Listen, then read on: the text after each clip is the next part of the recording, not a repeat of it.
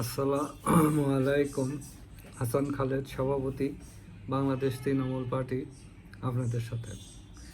দর্শক শ্রোতা, আজকে আপনাদের সাথে কথা বলবো সম্প্রতি আমাদের বিদ্যুৎ মন্ত্রী ইকবাল হাসান মাহমুদ উনি বলেছেন যে সমাজে নিকৃষ্ট লোক আওয়ামী লীগ করে, কোনো ভদ্রলোক এই দল করে না। উনি এই কথাটা বলেছেন। একটা দায়িত্বে থেকে এই কথাটা উনি কিভাবে, আওয়ামী লীগ যারা করে তারা কারা? এই বাংলাদেশের মানুষ, এই বাঙালি। আওয়ামী লীগ যারা করে তারা 1971 সালে যুদ্ধে অংশগ্রহণ করে দেশ স্বাধীন করেছে, আর ওই স্বাধীন দেশের মন্ত্রী হলেন ইকবাল হাসান মাহমুদ। আওয়ামী লীগ যারা করে তারা যদি নিকৃষ্ট লোক হয়, তারা কিভাবে দেশের নেতৃত্ব দিল? তাহলে তো তারা উৎকৃষ্ট লোক বিধায়ী নেতৃত্ব দিয়েছে। আওয়ামী লীগের উপরে এত ক্ষোভ কেন? যারা দোষ, যদি কেউ ঘাট করে থাকে, ঘাটদের অপরাধীদের বিচার হবে, সেটা তো কোনো সমস্যা না, কিন্তু আওয়ামী লীগের উপরে তো রেসপেক্ট থাকা দরকার। আজকে মন্ত্রী, যে দেশের মন্ত্রী, এই দেশটাই তো আওয়ামী লীগের নেতৃত্বে স্বাধীন হয়েছে। আওয়ামী লীগ না থাকলে, বা ওই যে সমস্ত লোকেরা, যে সমস্ত নিকৃষ্ট লোকেরা, মন্ত্রীর ভাষায় নিকৃষ্ট লোকেরা এই আওয়ামী লীগ করছে, এই নিকৃষ্ট লোকের ত্যাগের বিনিময়েতে দেশটা, আজকে উনি মন্ত্রী, উনি আজকে এই কথাগুলো বলতে পারতেছেন যে নিকৃষ্ট লোকেরা আওয়ামী লীগ করে। আবার এই আওয়ামী লীগ পরিবারের সাথেই দেখি তাদের আত্মীয়তা।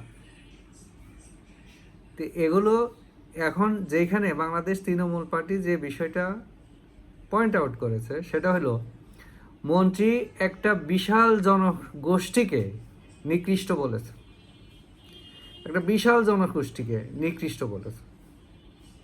আমরা এইটার বিচার বাংলাদেশের জনগণের কাছে চাই, প্রধানমন্ত্রীর কাছে আমরা এই বিচারটা চাই। বিশাল একটা জনগোষ্ঠীকে মন্ত্রী আহত করেছে, আঘাত করেছে, নিকৃষ্ট বলেছে। উনি তো, ওনার পিতা, ওনার পরিবার তো এদেশের স্বাধীনতাই চায় নাই, এদেশের স্বাধীনতাই চায় নাই। আওয়ামী লীগ কাদের নেতৃত্ব দিচ্ছে? আওয়ামী লীগ কাদেরকে সংগঠিত করেছে? ওই সুবিধা বঞ্চিত বাঙালিদের অধিকার প্রতিষ্ঠার জন্য আওয়ামী লীগ সারা জীবন কাজ করে গেছে। জন্ম থেকে আওয়ামী লীগ 1949 সালে তার জন্ম হয়েছে, তারপর থেকে একটা দলে ভালো লোকও থাকতে পারে, মন্দ লোকও থাকতে পারে। যারা যদি কেউ অপরাধ করে থাকে তারা বিচারের আওতায় আসবে, দণ্ড আসবে, কিন্তু এইভাবে ঢালাওভাবে বলবে যে নিকৃষ্ট মানুষ, এটা বলা অত্যন্ত গর্হিত কাজ হয়েছে।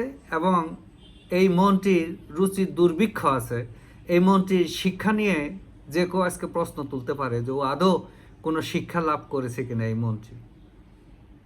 এই মন্ত্রীর পরিবারই তো হলো স্বাধীনতা বিরোধী মুসলিম লীগের পরিবার। তার আজকে তার এইভাবে কথা বলা, এটা তো হলো একটা উদ্ধত। বাংলার মানুষকে সে নিকৃষ্ট বলে ফেলল। কাজেই আমরা মাননীয় প্রধানমন্ত্রীর কাছে আবেদন করব, প্রার্থনা করব, এই যে লোকটা বাঙালিদেরকে গালি দিয়েছে, বাংলার মানুষকে গালি দিয়েছে, তাকে মন্ত্রী পরিষদ থেকে রিমুভ করা হোক, স্টেপ ডাউন করা হোক। এরা বিএনপির জন্য খুবই ক্ষতিকর, একটা দলের জন্য খুবই ক্ষতিকর। এদের ভিতরেই তো বর্ণ বৈষম্য তো এখানেই। এত বিশাল জনসমর্থিত একটা দল এই বিশাল জনগোষ্ঠীকে সে নিকৃষ্ট বলে ফেলল। আমরা প্রধানমন্ত্রীর কাছে এর বিচার চাই এবং এই মন্ত্রীর পদত্যাগ চাই। যে যেখানেই থাকি সুস্থ থাকি, নিরাপদ থাকি। ধন্যবাদ সবাইকে।